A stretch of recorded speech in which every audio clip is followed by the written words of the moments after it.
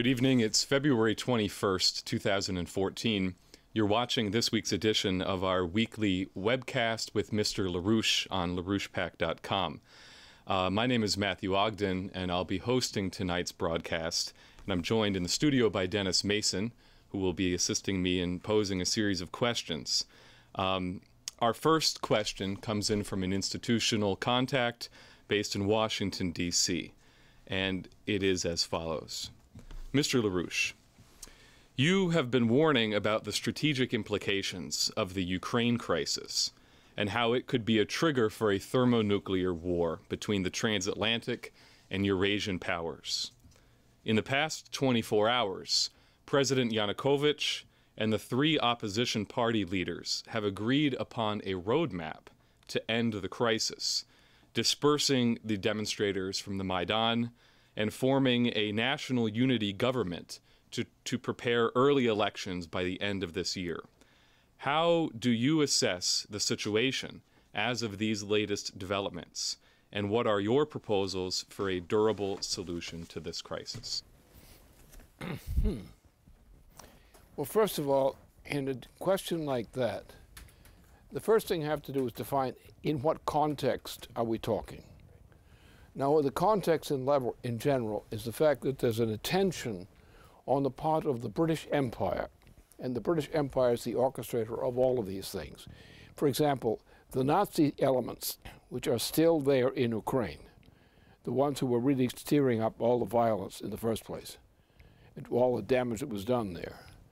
These people are simply agents of the British, because what happened was, at the end of World War II, when the Nazis were being taken down to Nuremberg for trials, a certain part of the Nazi organization was never given that treatment. And this was the Ukrainian element, which was a part of the Hitler Nazi system, and continued in some of the most vicious kinds of crimes against humanity, not only among Ukrainians and others, but again, a very large penalty against the Polish people, who suffered greatly from this part of this Ukrainian element, which wore Nazi insignia, officially had wore Nazi insignia, in committing crimes. Well, war crimes, it was worse than war crimes. It was genocide. So what was done to the Jewish population spilled over through these Nazis who were Ukrainian in their apparent qualifications. Now, so therefore, how did these Nazis survive as Nazis? How was it they weren't taken to Nuremberg? They were among the worst mass killers. Why weren't they taken to Nuremberg, since they were part of the Nazi system? Well, Churchill's England saved them and covered up for them and kept them in storage for rainy days. So therefore, when you're talking about Ukrainians, hey, wait a minute, you're not on the agenda. These Ukrainians are not Ukrainians. They're British assets. They're part of the OSS, or the SS operation of Hitler, which was continued under British protection. So they're British agents. All right, now what's the war about? Well, the British are in there. The war is about what? It's two areas. The transatlantic region on the one side, the northern transatlantic in particular. On the other side, the Eurasian side, which means Russia, China, India, and Korea, and so forth and so on. So the war that they're planning on, the old issue of global war, is a war of what? Between the transatlantic region and the Eurasian region.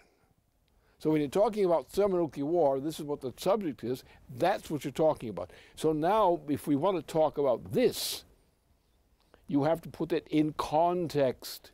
What's the war about? It's not about a local thing in some part of Central Europe. It's a global war. So what are the global factors, and how do these factors play in creating this situation? Now, the negotiations are a mess. However, there are reasons, for human reasons largely, why you will put up with this mess. And you will try to see if you can solve the problem in that region. In other words, you want to reduce, minimize the damage. So therefore, it is correct to try to negotiate. It's correct even to go at great length to try to negotiate. But that is not going to solve the problem. The one thing that will solve this problem, and it will solve it very quickly, I have a date of March 1st. And the date of March 1st is the date on which Obama is thrown out of office. The removal of that dictator, and I qualify, he is a dictator. He went into this year, this new year, saying that he is no longer going to legislate. He's going to dictate. Now what's that? What does that say about our Constitution? That he's a dictator and he's a killer. Now Hitler was a dictator and a killer. The Queen of England is also a dictator over an empire and a killer. Well, maybe we ought to get rid of the killers, the mass killers. And the point, the fact of the matter is you've got 70 to 77% of the U.S. citizens hate Obama. Now, why is he still president?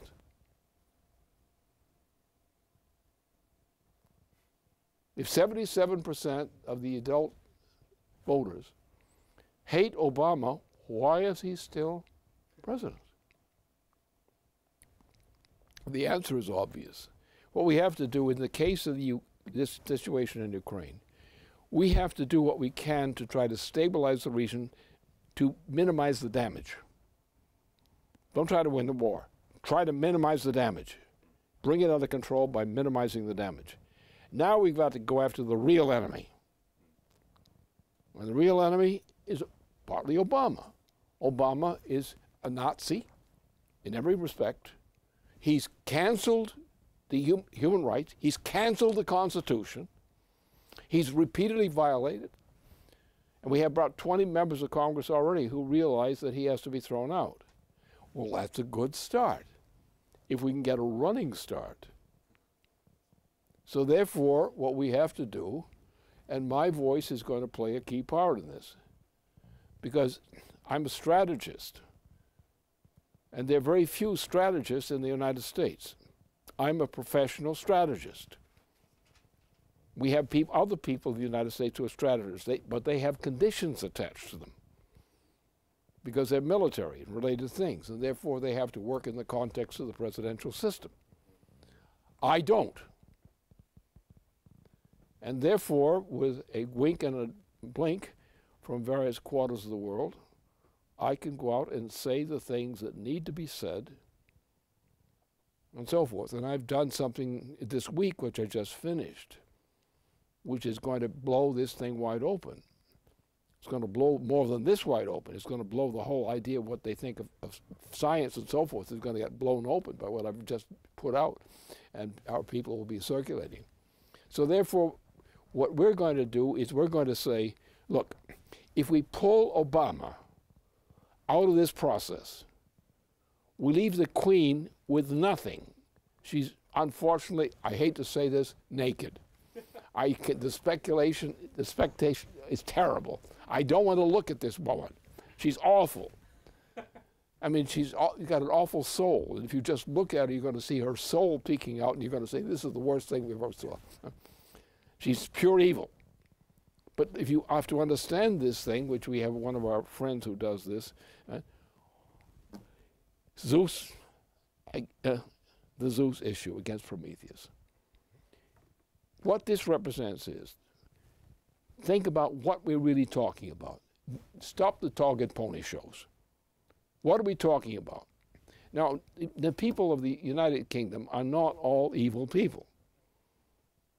They are like our Americans. They're frightened chickens. And therefore, they bow and kowtow and so forth. They try to get by. They try not to offend the powers that be. They try to duck the blows from the powers that be. Well, I don't. I don't do foolish things, but I do some things that the enemy thinks are foolish, or hopes that are foolish. So therefore, I'm playing the role of strategist on a global level because I'm free to voice what I know. And I also know that I know what I know. It's not a question of my opinion. I know. And when I say that March 1st is a plausible date for having Obama thrown out of office, I know what I'm talking about. That doesn't mean I can predict that March 1st is going to be the date. But I can say what you have to do is when you're going shooting ducks, you have to aim at one duck. If you aim at the flock, you may miss all of them. Aim at one duck. In other words, eliminate one factor. Get one thing done. You know, getting Obama out of office when he's violated the Constitution. He is a criminal. He's an international criminal. Eliminate the criminal. Ship him off. Give him back to the Queen. Ship him back to her. Let her feed him. Why should the Americans have to feed this creature? She created him. Or maybe Valerie Jarrett did. On one of my vibrations between Iran and London. This may have been, who knows what, when you're talking about her, you don't know what you're getting into, and you don't want to know what you're getting into. But in any case, so therefore, throw Obama out of office. What's the grounds? The evidence is there. He's tried to set a Hitler dictatorship. Right? That's what he is. We've got to get him out of office. How we do it? We have a constitution. The Constitution says, you don't do that. You are bounced. And when we bounce you, that doesn't mean we just impeach you. It means you're held after being impeached for the crimes you have committed. That was when a president is kicked out of office. He may be just kicked out of office. And a compromise be made, let him go. Let him, as long as he's gone, we're rid of him, let him go. But in a case like Obama, because of the international ties he has, we'd like to have him just go, but maybe that wouldn't work. Maybe we have to try him. Now, the complication comes into Wall Street. The great detonator of danger to every part of the world today is typified by Wall Street. Now, Wall Street is actually, historically, is British. It is not American. Because what happened? You had a war in the 17th and 18th century. It was a war of the Dutch against what were still the English. And when the Dutch moved in and crushed the English system, and that was a mess too. When they came through, they took over the last phase of that 17th century. They also were the key in crushing the Massachusetts Bay Colony. And they crushed it so badly that it couldn't revive on its own. So you had the key leader, surviving leader of the Massachusetts Bay Colony sent, guess what? Benjamin Franklin, a young printer, and sent him down to Rhode Island and then into Pennsylvania. And he turned out to be one of the greatest geniuses of the century. And he was connected to all the great geniuses of the century at the same time. So therefore, what we have to realize is we have to create our system of government again. It's been destroyed. And therefore, you have Wall Street. Wall Street is a British institution. It has committed more mass murder against Americans and others than any other single phenomenon. Wall Street is the most evil enemy of mankind I know. Therefore, the crimes of Wall Street have to be done. Also, we have a practical problem. What we have to do is we have to foreclose with Glass-Steagall. Now, under the Constitution, and I'm an expert on the Constitution, particularly on the work of Alexander Hamilton, what we have to do is we have to get back to the original constitutional system, which Hamilton was actually designed in 4 statements on government, principle of government. And this was the basis for the U.S. success of the U.S. institutions as the United States. What we have to do is we have to get back to that. And there are several things involved. First of all, the sun, the lazy sun we call him, and we call him the son of something or other if you wish to, this sun has gone relatively to sleep. It happens to the sun periodically, and it goes through fairly long times. You can have a year of 500 years of drought with a bad off-season sun. So therefore, we have now the entire western part of the United States, from the Mississippi west, is now dying.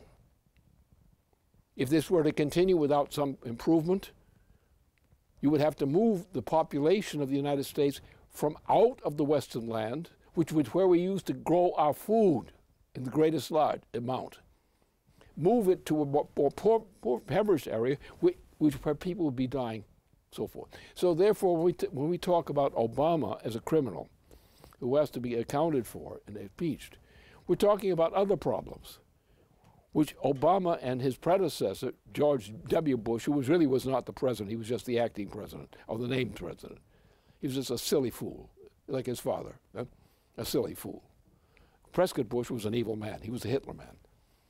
But so therefore, we have a situation in which we've destroyed many of the things we used to have in our country. We have a British operation called fracking, which is and other means, which are destroying the possibility of raising food in supplies inside the United States. Now we have a major drought, which may go on for 5, 10, 20 years, in which San Francisco doesn't exist anymore, to speak of. The water is not there. Los Angeles, gone. The states, that area, gone. The food supply of the western half of the United States, gone.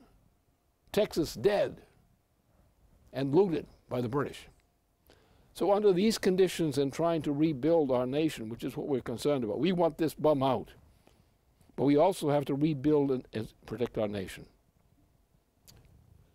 And so therefore, all these things go together. We cannot allow the British Empire to get by with this done. And the way we'll do it, we'll take it out on Wall Street. What we will do to Wall Street is obvious.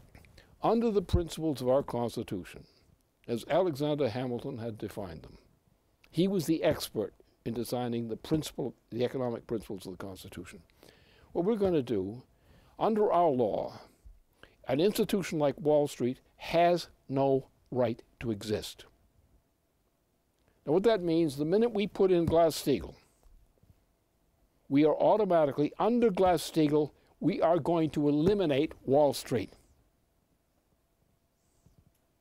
And all the money they claim they have, and the assets they claim they have, all the taxes and all the swindles they're pulling against the American people, we're just going to wipe it off the books. It doesn't exist. How they're going to live is their business. They've been conducting it as their business for a long time. Continue to do their business. We're just taking their money away. We're canceling it. So therefore, we're going to have, what we're looking at is get Obama out. This is the solution to the war threat. Get Obama thrown out of office. If Obama's not out of office with 70% and more of the citizens of the United States, the institutions of government of the United States are not going to go along with this racket. Therefore, we have to take a global perspective. We're going to have to work together with nations of Eurasia, as well as our own continent. We're going to have to start to build up some plans. We're going to have to kill the green policy entirely.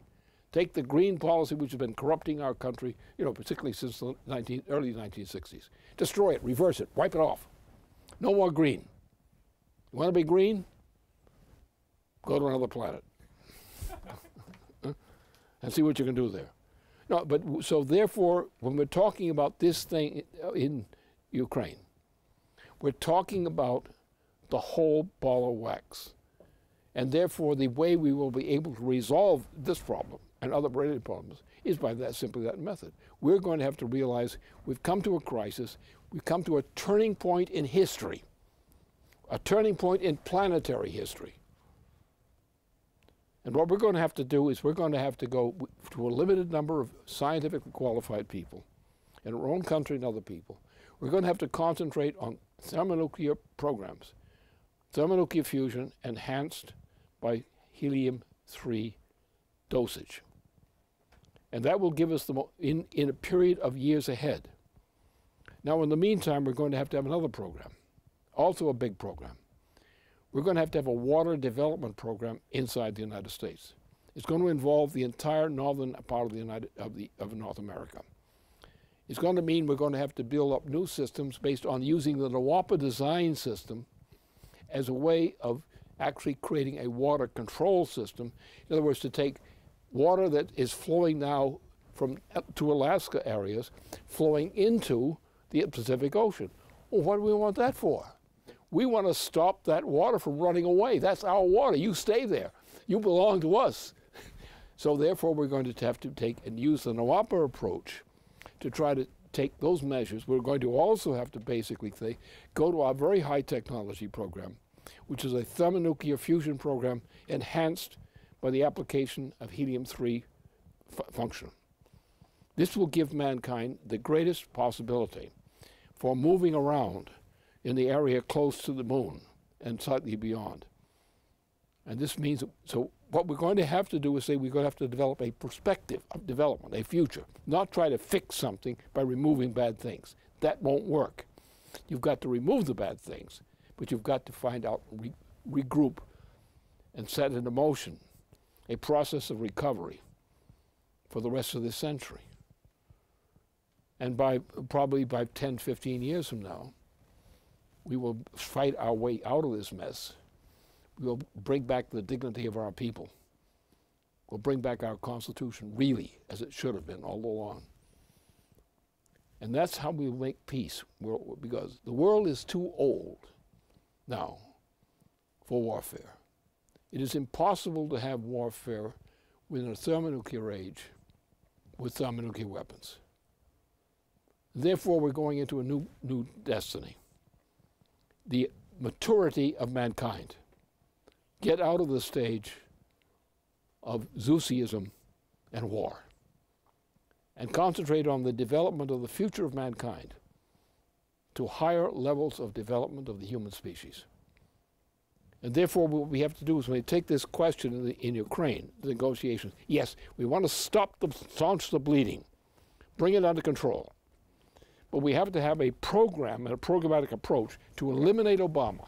And once you eliminate Obama, and the United States goes back to itself, because 70% or more of the citizens want it. They don't want anything like Obama. We can stop the war, because the damn British Empire cannot conduct a thermonuclear war without the United States. And therefore, that's the place to concentrate. In the meantime, therefore, look at this thing. We've got to do something to stabilize this situation now. Okay, we'll do whatever we can. We'll do it, just as Russia's doing the same thing about this thing. But then what our program is to eliminate the source of the problem, which is the British Empire. The easiest way to defeat the British Empire is flank it. Flanking it, bring the United States back. How? Shut down Wall Street.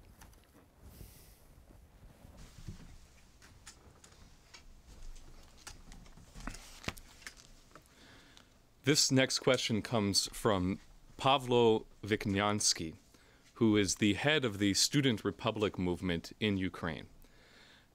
This is a question that he wanted to address directly to you, Lynn, and obviously he's right in the middle of events that are happening in Ukraine right now. So he asks the following. He says, "Not for several decades have the Ukrainian people lived through such trials as now. Actually, not since the civil war that took place in Western Ukraine at the close of World War II. To tell you the truth, it is difficult for us to understand who is directing the situation, or if anybody at all is directing it. What is very painful is that there are a large number of ordinary people on the Maidan. The right-wing radicals are few in number, but as I have been saying in my commentaries, they have come forward as the vanguard of an armed insurrection. But the ones who mainly are suffering and even dying are ordinary, good people. And after the initial horror, when a handful of people died, now dozens are being killed. We realize that this is a scenario from the outside, one that was implemented earlier in Libya, Egypt, and Syria, including things like the sudden appearance of strange snipers who seemed to be shooting both the protesters and the police. And the question of how to fight against this remains unanswered. On our websites, I have written that today no one is ready to take personal responsibility for the escalation of the conflict, for the blood and all the horrors that are happening in Ukraine. And I offered the young people of Student Republic, who are from all over the country, to take the following pledge. Quote, I take responsibility for peace and unity in our country. Therefore, I agree to follow these rules. Not to post information that fuels fear and hatred, not to make any calls for armed conflict and violence, not to attack and destroy buildings. I pledge to do everything possible to calm down the terrible confrontation between Ukrainians and to seek understanding, carefully considered steps, and balanced decisions, unquote. So Pavlo says, we would be very grateful to you for any words of support and even more grateful for recommendations about what we can do to advance a truly civil society. Again, this is putting it in context, and the answer can be positive on this one, readily so. First of all, Ukraine was victimized by the close of the World War II. Right? And there was never a recovery from that. For example, Ukraine had, in the period of World War II, had created a massive capability, weapons capability and other capabilities. In the immediate period following the breakup of the Soviet Union, what happened, a whole generation of Ukrainians went out of business. They became businessmen. They were no longer engineers. They were no longer scientists. They were no longer highly skilled people. The other part of the Ukraine was the crops. And for Russia and for other parts of the world, which is cold in the winter, this area, bordering in a sense on the Mediterranean, was a bonanza for growing food. It was a bonanza also for being able to work year-round, pretty much. So therefore, what we need to do is have a perspective for Ukraine. It's not enough to say we are going to eliminate the problems. You've got to create the solution. You've got to go into the future. And so therefore, obviously, the two things. We have to preserve and support the agricultural programs of Ukraine. They are essential for all Europe. They are a bonanza for all Europe. Therefore, we have to have the technology, the improved technology, which goes with that. We also have to restore the industrial scientific capability of Ukraine, which was destroyed in the aftermath of World War II and the breakup of the Soviet Union.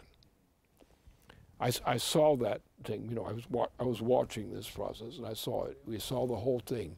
And I saw from inside Russia, after the breakup of the Soviet Union, I saw the effect of that on the Ukraine. I had Vitaly Vitrenko was a friend of mine, for example, and we saw this in Kiev and so forth. We saw the whole thing. So obviously we have to reconstruct what was destroyed, and therefore we have to. What he's doing is the right thing. You need a group of young people inside Ukraine who will do what he's inclined to do, which is to support them, because they are a really vanguard of the future of the reconstruction of Ukraine. but not just Ukraine, of Europe. Look, when we end this period of thermonuclear warfare by getting Obama thrown out of office in the United States, which is the first key step that has to be taken. Other things have to be done as well. When we do that, we're going to have a rebuilding process. No longer can there be war, as we've known general warfare, on this planet. The technology of warfare by major nations is such, you cannot have any war. Therefore, your instruments of persuasion are not warfare. They're something else. That does not mean it was not necessary to fight wars in the past. It has been necessary. The American Revolution was a war. It was a struggle against the British Empire, which was the predecessor was the Roman Empire. And the British Empire was formed around the same policy, exactly the same policy as the Roman Empire. And the British Empire is the Roman Empire.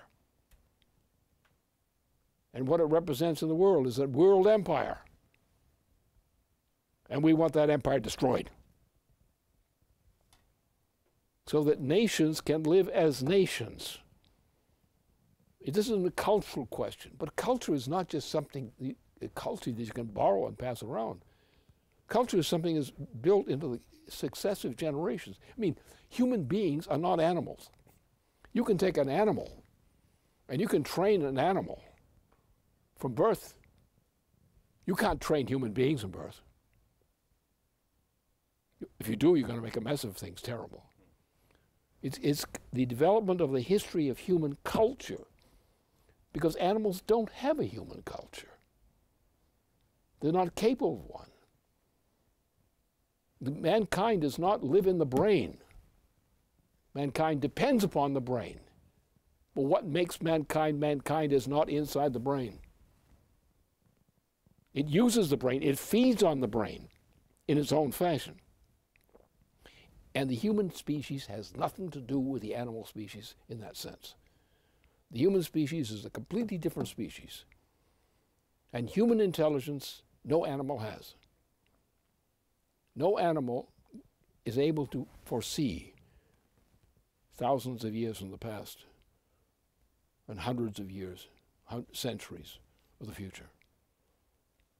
Therefore, the principle that mankind has to operate on in trying to rebuild this planet from the long periods of imperialism and war, we've come to the end of that, not because we're nice people, not because we're softies, but because war is insane. It's contrary to the human nature. And therefore, what this young man is doing is exactly typical of what we must be doing in every part of the world. We must bring the different cultures of the planet into solidarity in a common interest. We now have to end war, or at least war as we've known it. Quarrels, distributions, problems, yes, they will persist. But war in general must not occur any longer. The penalty of thermonuclear capability is too great. Get Obama thrown out of office, and that will be the getting of getting Wall Street out of office. Throw them to the wolves. They're not Americans anyway, they're just British wolves. Don't pay them anything. They haven't earned anything. They get nothing. Everything goes to the American people, who they owe everything to.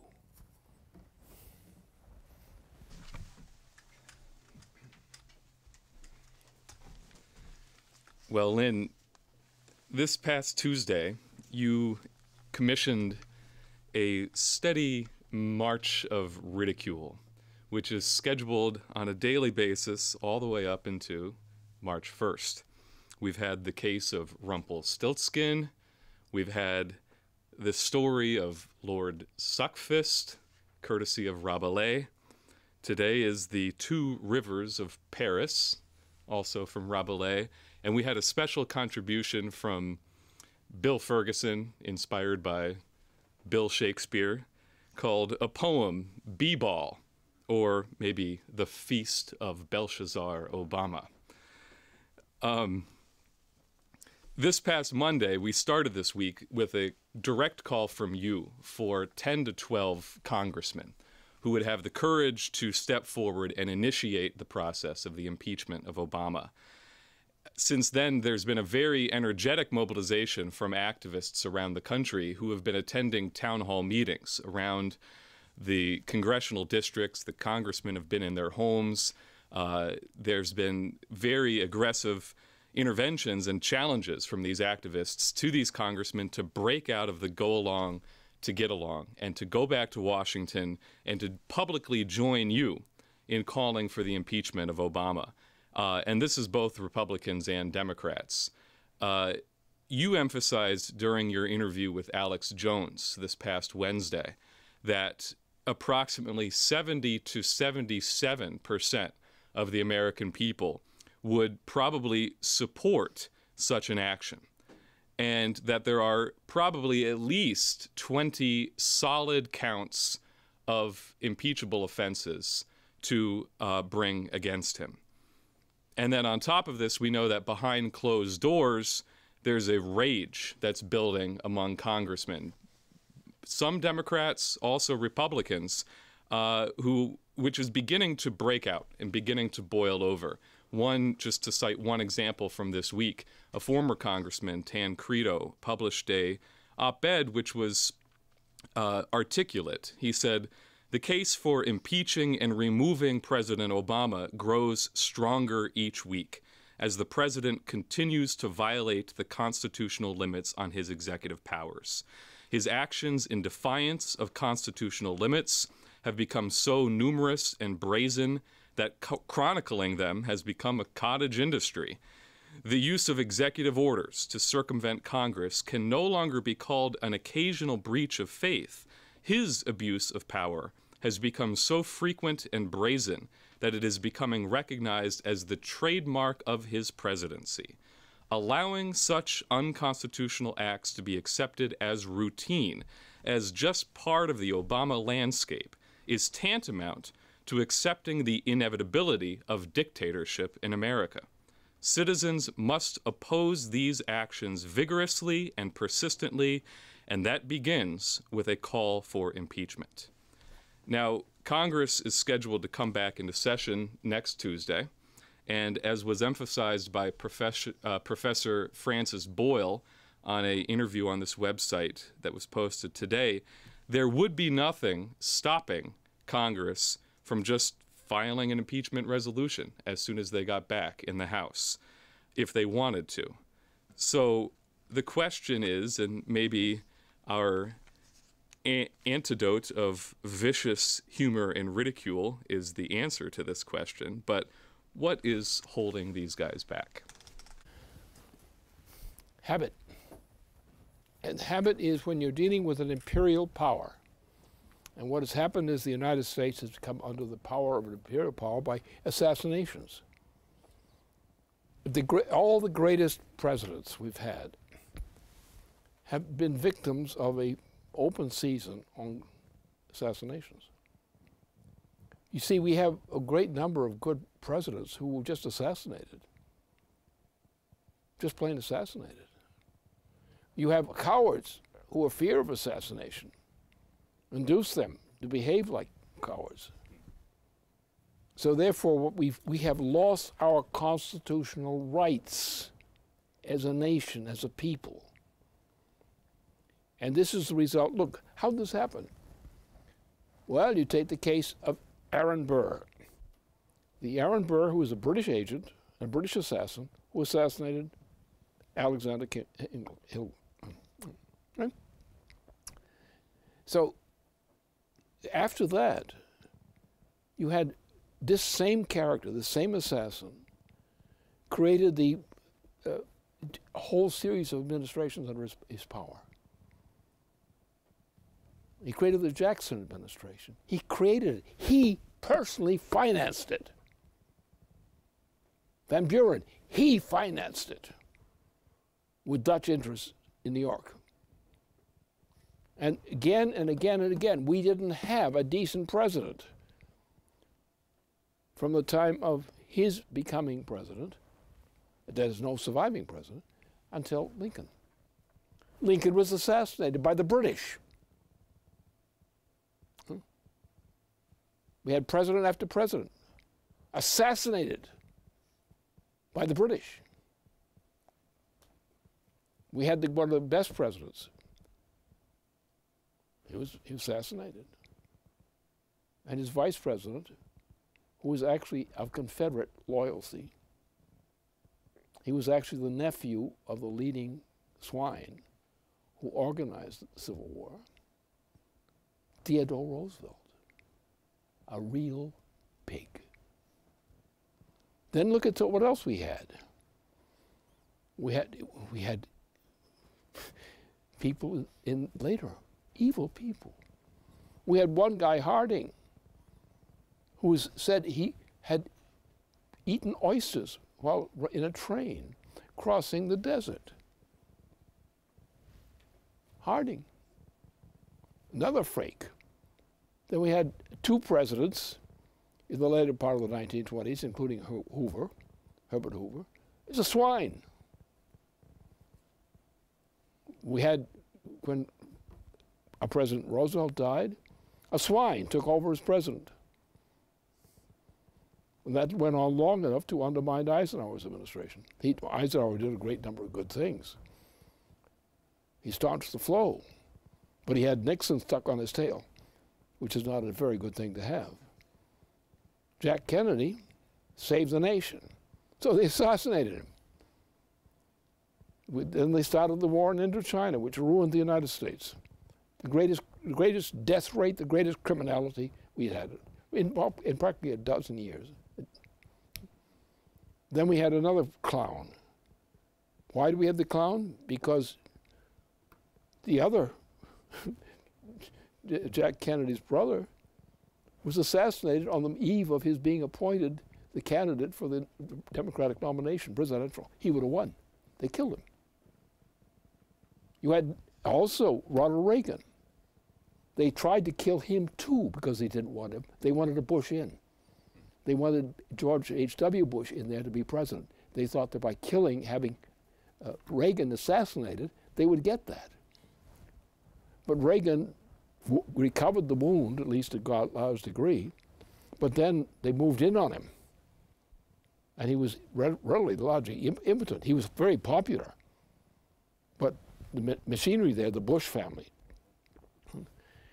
And then as a result, Bush himself was H.W. Bush was such a clown that they just threw him out of government by disgust at the end of his term of office.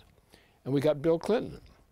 Now, Bill Clinton was doing just fine, but then when he approached his second term, he had this horrible thing as a vice president, which he's had stuck onto him like glue. And then they set him up. Now, I happen to know the details of how that setup worked. And you'll find that in what I published this week, the details are there. I was a key figure in this whole process. I was an insider, a top insider. I was dealing from inside Russia on these issues, and Bill had adopted my policy for dealing with the great crisis of that time. So what did they do? They got a sucking device, had Al Gore stick it in the basement of the White House, and set up a great frame-up, which was dictated by the British Empire and the Republican Party. And so you had the last president, who was an honest president of the United States, Bill Clinton, was the last decent president we've had.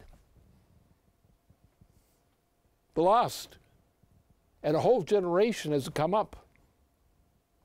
3+ terms of office of the presidency. What does that mean? That means you've got a whole teenage generation doesn't know what the truth is, has no brains to speak of, no intelligence capability to speak of, totally confused, brutally miseducated, useless to themselves and to society. And that's been done to us. So that's the way we have to look about this. So therefore we have to respond accordingly. This guy goes. We're going to get our country back. And we're going to do it because the country is bankrupt, desperately bankrupt. What he's doing as a dictator, working for the Queen, is humiliating and enraging, infuriating every American citizen that's got any guts at all. So the time to come to a reckoning is now due. This clown, this piece of crap called a president, and the jerk that came in before him for 2 terms, that goes. And 70 to 75 or so % of the citizens of the United States want this scoundrel out. And if the people of the United States have the guts to do what they should do in their own defense, this whole system that we had to fight against for all these years is coming down. And since I'm free to know the facts and to say them, which other people who are in positions of power are not allowed to do publicly, I will do it. And I'm doing it. I'm going to bring this down. If they kill me, I'll still bring them down. That'll be a count against them too. Besides, I'm pretty old. It's pretty tough to get credit for killing a 96-year-old man.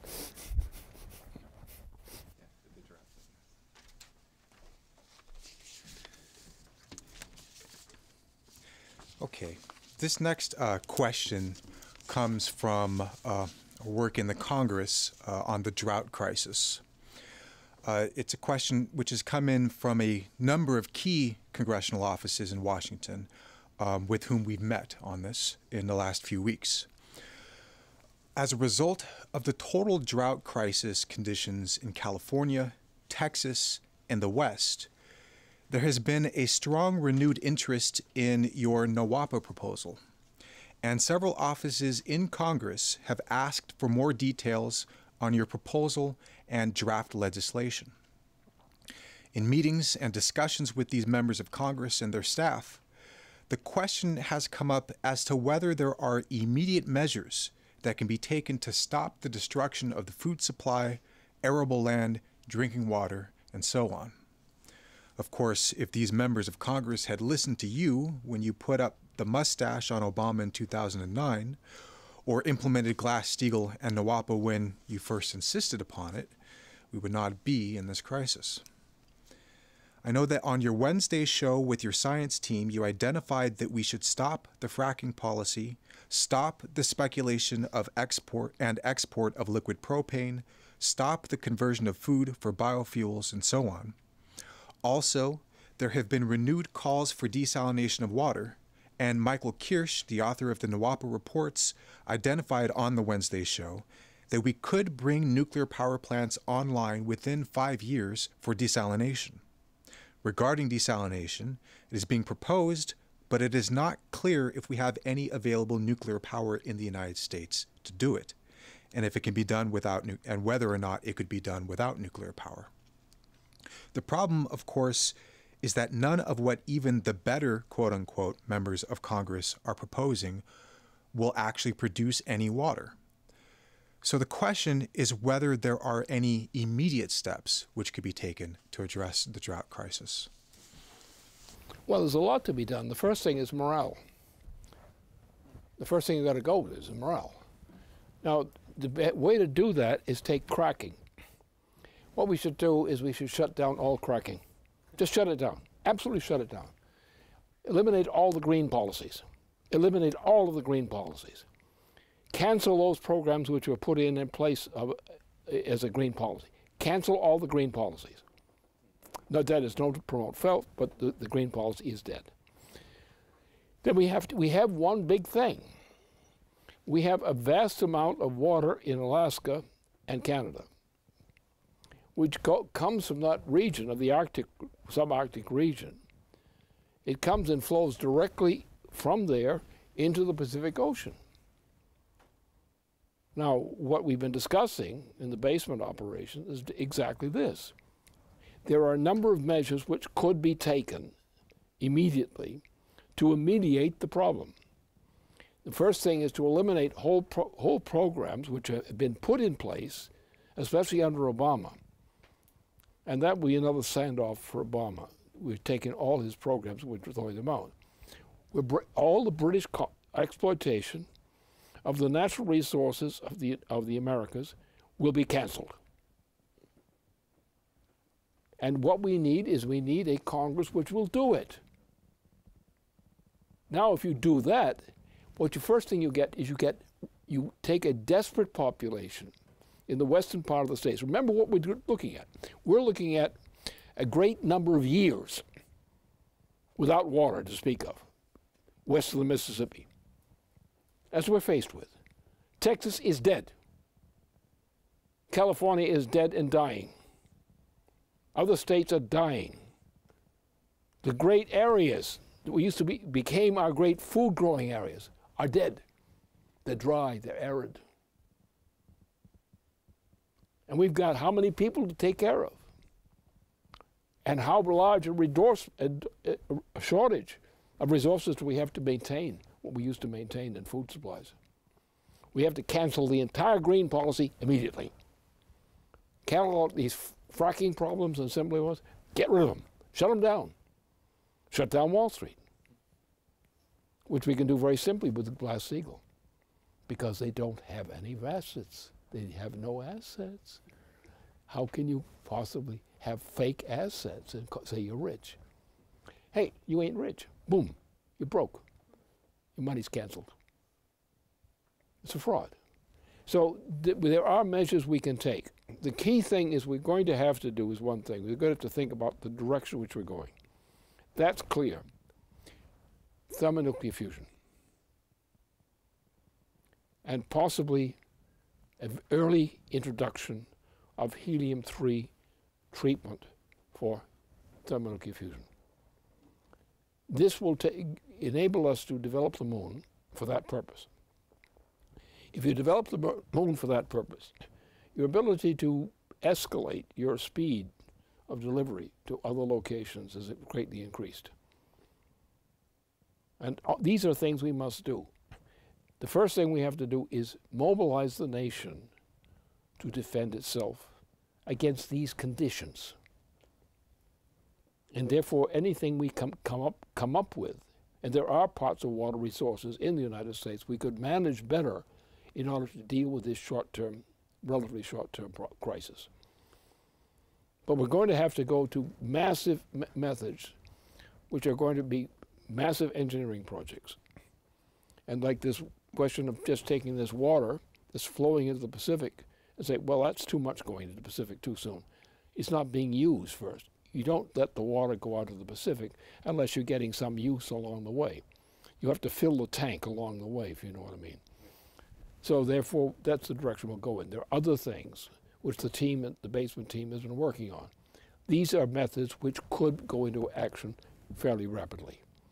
The main thing we have to have is we have to instill in our population the kind of motivation which is based on confidence, to get them mobilized to defend themselves and give them the backup they need to do that.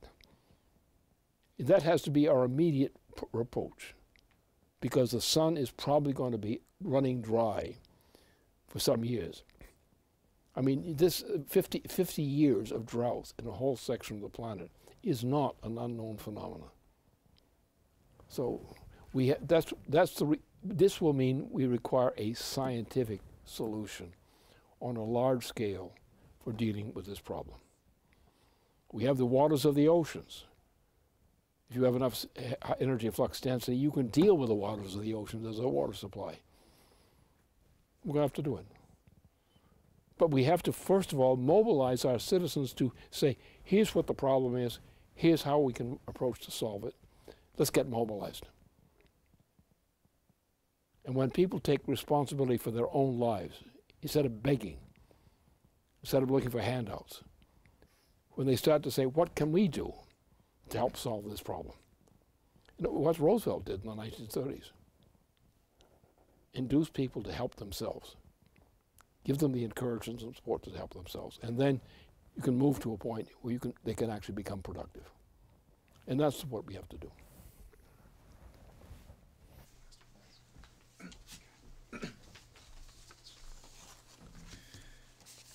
Okay, this will be the last question for the evening, which is on the Prometheus report, which is being produced by our basement team. The basement team has completed a report on physical chemistry titled The Continuing Gifts of Prometheus, which is in the final stages of publication. It sketches the history of the fight between the capricious god Zeus and Prometheus the Firebringer, who brought fire and knowledge to man, and then covers the various forms of fire used by man and 4 branches of development of physical chemistry, which are metallurgy, the development of new physical materials, chemistry itself, the understanding of chemical rather than physical properties, knowledge of the elements as potential transformations rather than such thing as their density, color, and things of that nature. The third is electrodynamics, how electricity, which was first observed by rubbing amber, which then attracted hair, on through to the electric fluid of Benjamin Franklin, to electric batteries, to the connection of electricity and magnetism, allowing for mechanical generation, generators and motors, and then into solid-state control circuits. And then the fourth being the nuclear era, how understanding of the domain of the nucleus increases our power to act. It's a very playful report in the best sense of the term, and begs the question, are we discovering things about nature or about how the mind understands nature? The report concludes with applications of the Promethean outlook to continental water management with the NOAAPA program, and then using helium-3 resources of the moon to expand our power to go out into the solar system and control the flow of asteroids and comets to defend our planet from inevitable disaster. Now, the report taken as a whole illustrates that as we have applied and improved upon Promethean fire, we have improved our very ability to investigate the universe in which we find ourselves, and moreover, we have tuned our ability to manipulate and bend the very stuff of which the things we see are made to our purposes. That for mankind, the term natural means something very, very different than the beasts. And it's not in any one of the chapters of the report, but it comes through in the whole thing. And I highly suggest to our viewers that when it is published, that you work through it in its entirety. Now, the history there has covered much about Prometheus. And the question here is about Zeus. You've written and spoken of stages of empire and their approaches. You've written about the oligarchical principle. Now, would it be wrong to say that over history, the oligarchy has been creative in developing new approaches to their ends? Or on the other hand, what made Prometheus possible? And why have so few people been willing to stand up to the punishment of Zeus, to act bravely to improve mankind? Very simply, the simple answer to your tail end of your remarks on this one is, why do people give in? Because they're stupid. How they become stupid. So therefore, how do you get people out of stupidity? Now, I'm just produced a document which will be published in this coming week on a new presidency for the USA. There are several things in there, including the whole thing about how the frame-up was done against one of our presidents. But that's only part of it. That explains what the problem is. But my real thing begins to come in at a later point in this. This was divided into a number of chapters.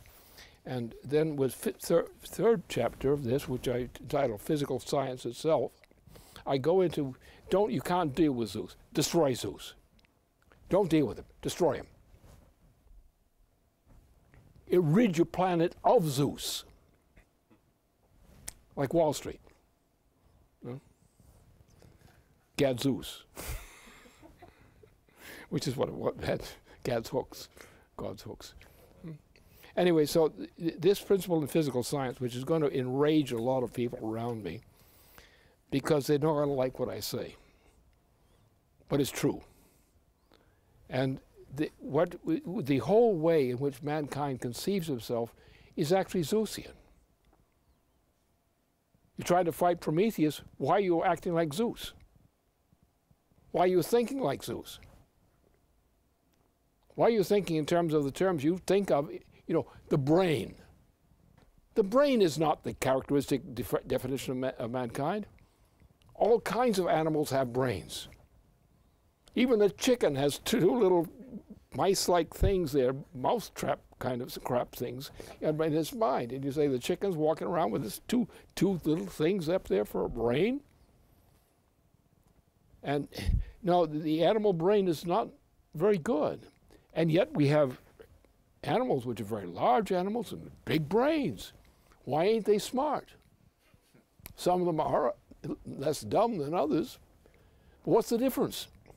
Mankind is not an animal. And as long as you believe that mankind is an animal, you're going to be acting in a beastly fashion, because you don't know any better. You believe your animal instincts. You believe that the animal instinct of desires, the animal instincts for this and the animal instincts for that, you think that's the case. You become stupefied. That's how Zeus dominates. They make a damn fool out of you. And what I'm doing is going at this thing. I'm fighting these areas and these areas, but I'm also laying out some principle. And what most people think of physical science, economic science, is crap. And therefore, since we believe in crap, we're worried about crap. Crap frightens us. It doesn't frighten me. I can flush. I mean, you don't have to live with it. Flush. That's what it's for. And so therefore, the question of ape from man, mankind is the only species which have a voluntary ability to create. No other species does. This does not lie in the human brain. The brain is an essential supporting apparatus for this function of the human mind. But the human mind is unique, and to try to adduce human behavior from an animal root is nonsense, because nothing about mankind implies an animal origin. It does. It's that we have brains, we have all this physiology, but that's not the point. The problem is we stupefy ourselves by what? We stupefy ourselves to believe in certain things. We believe in arithmetic. We believe in mathematics. People who believe in mathematics are inherently stupid, because mathematics doesn't do anything in the universe. There are other considerations that do that. That a noetic, the human mind is not like an animal mind. The human mind, if it's developed and is allowed to develop, creates new states of existence in nature by the mind, not by the brain. The mind is what controls the use of the human brain. That is the development of the principle of mind. And our problem is that when people don't have a mind, but use behavior and traditions in place of a mind, every dog and cat is able to have a culture by that standard. And some people reduce themselves to cats, dogs, and swine. Like Wall Street types, swine, inedible swine, the worst kind. Too many worms in it. So, but in any case, that's the issue. You don't deal with Zeus by saying spit on Zeus. You eliminate him. How do you do that? You don't feed him. That's always been the solution. The point is, most people are sheep, not humans. They're afraid. They have no sense of self-reliance. They have no noetic impulses. Or they have some things that they like, entertainment. They like some things better. If they're allowed to, they'll play. They'll play games they like. They do. That's called sports. You play games. We played the same games they played thousands of years ago, or variations on the same games. It didn't improve the people much.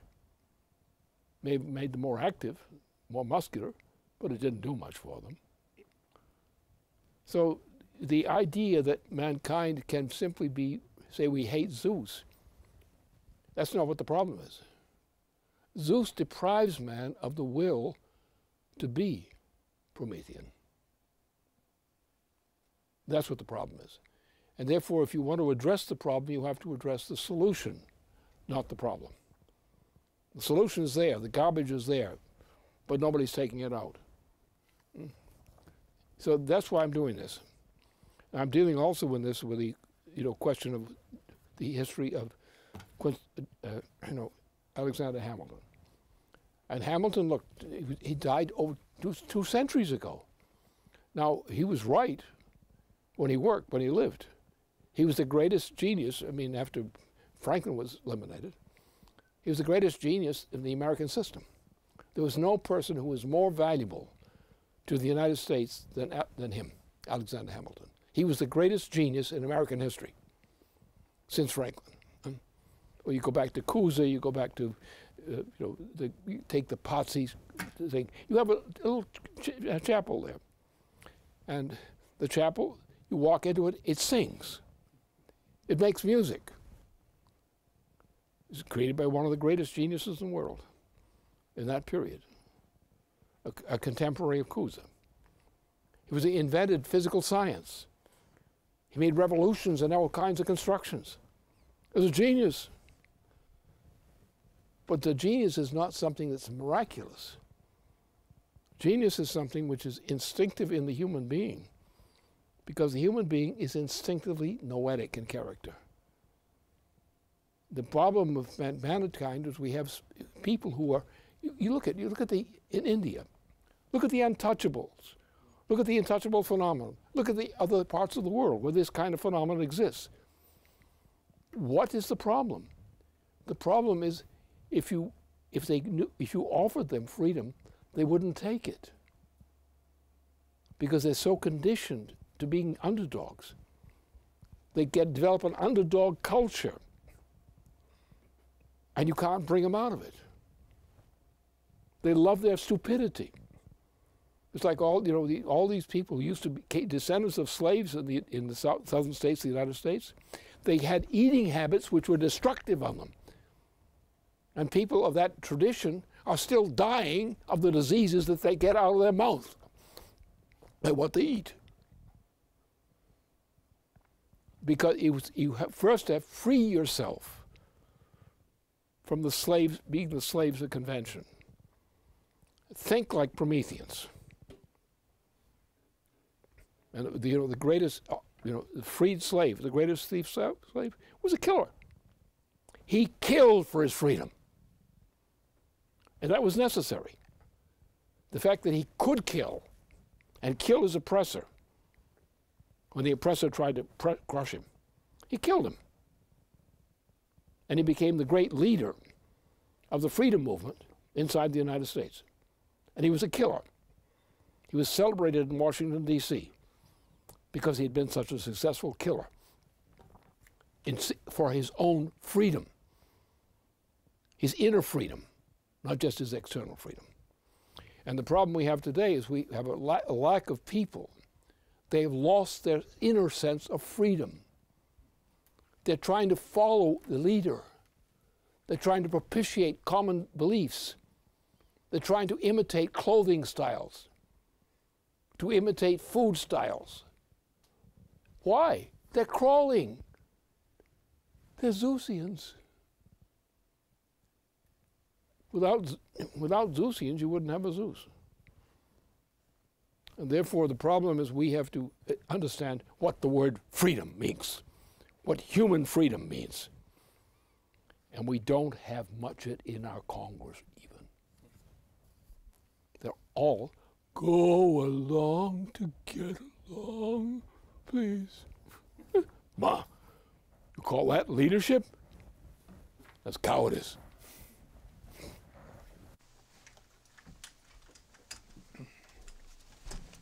That brings a conclusion to our webcast tonight. As Lynn just said, his newest paper, Welcome President X, a new president for the United States, will be available very soon for everybody to study. So thanks for joining us tonight, and please stay tuned to LaRouchePack.com. Good night.